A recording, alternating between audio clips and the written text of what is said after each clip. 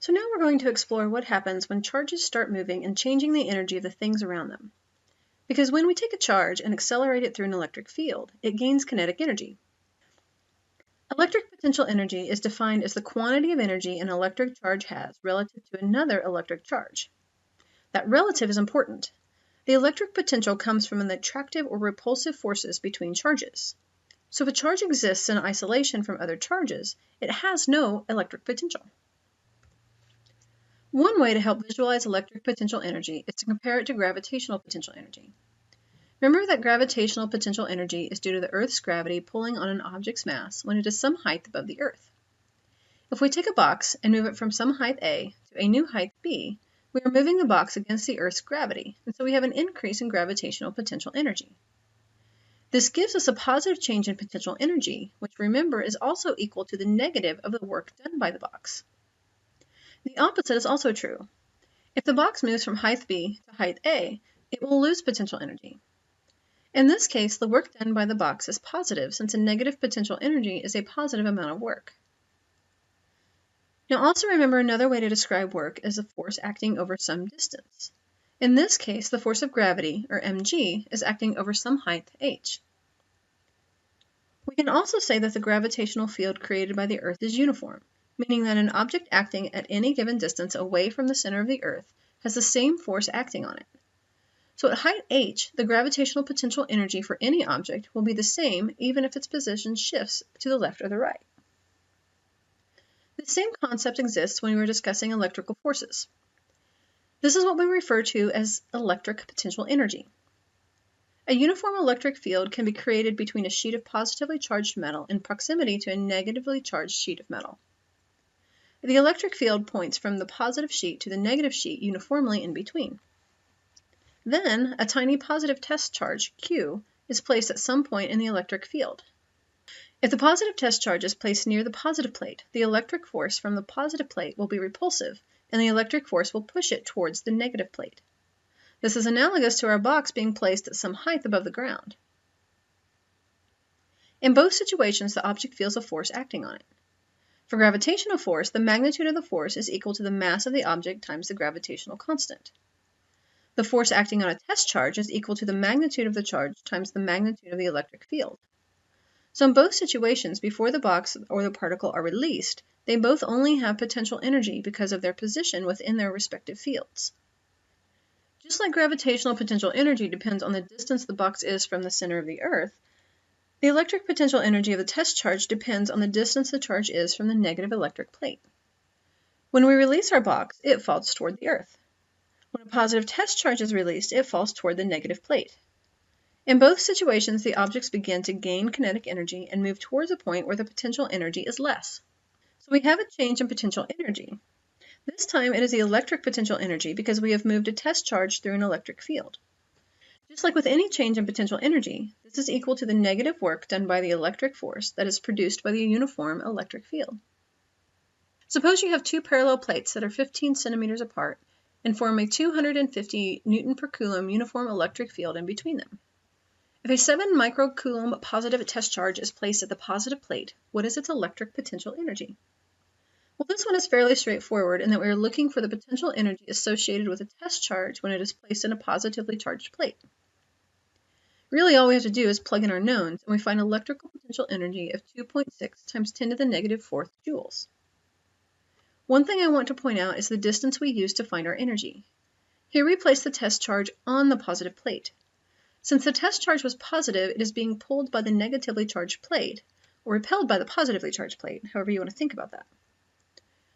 What if we place the test charge halfway in between? We wouldn't use the distance between the plates, but the distance the test charge is from the negative plate. This makes sense that the charge would have half of the potential energy it did when it was twice as far away. So what if we placed it 5 centimeters away from the positive plate? What distance would we use?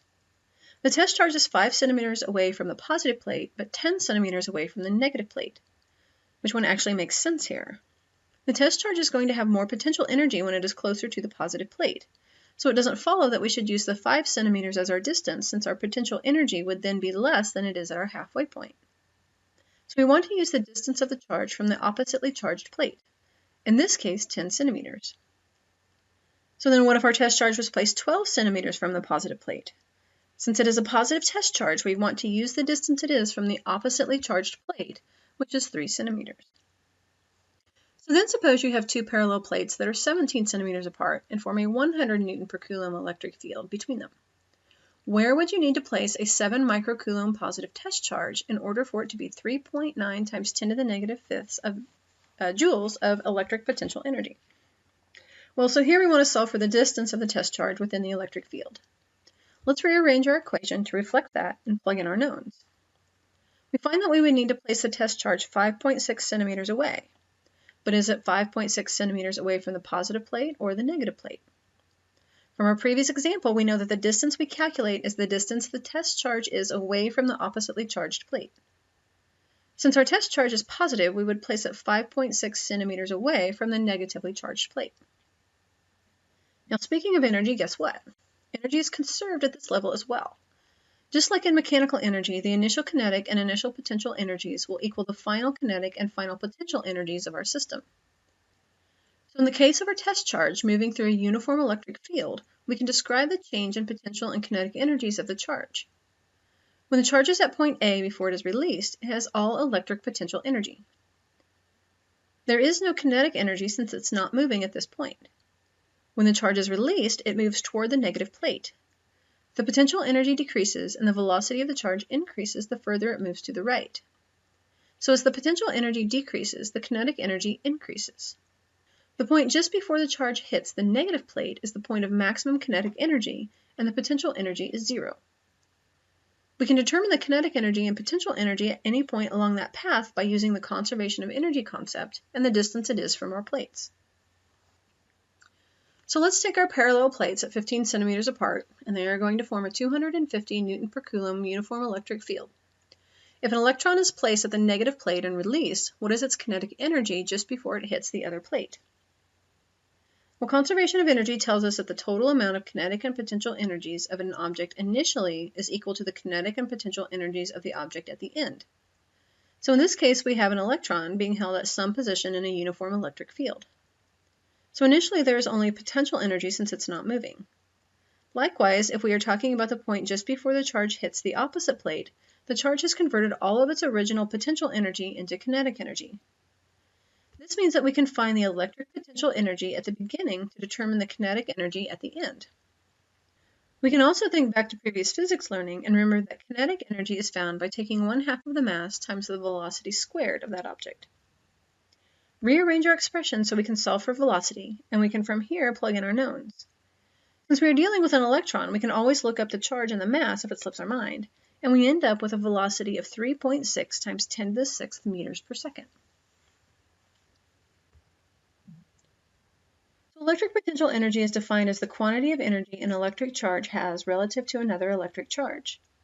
Electric potential energy is the result of electric forces, either attractive or repulsive, that exist between different charges that are near each other.